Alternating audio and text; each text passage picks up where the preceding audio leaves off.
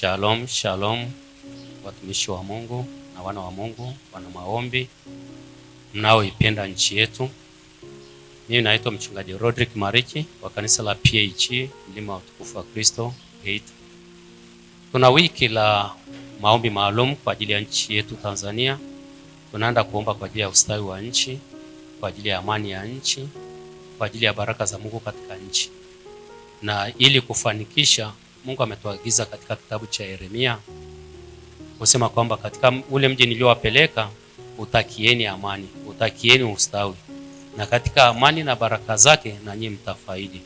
Lakini pia katika kitabu cha Timotheo, waraka kwanza wa Timotheo mlango ule wa 2, Mungu anasema anataka kwanza maombi yafanyike kwa watu wote na pia kwa ajili ya wafalme na wenye mamlaka, ili tuweze kuishi maisha ya amani, ya ustahivu na ya utauwa.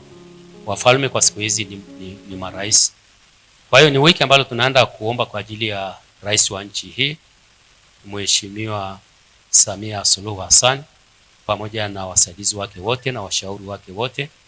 Tunaenda kuomba kwa ajili ya ikulu kwa ujumla, ili Mungu aibariki, Mungu aiongeze, Mungu amjalie hekima na maongozi kwa ajili ya nchi ya Tanzania kufanikiwa.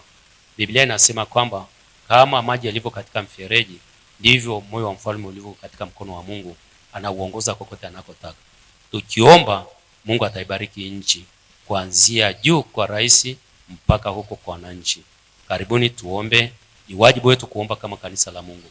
Tusipoomba, baraka ya Mungu haiwezi kusimama katika nchi. Mungu awabariki.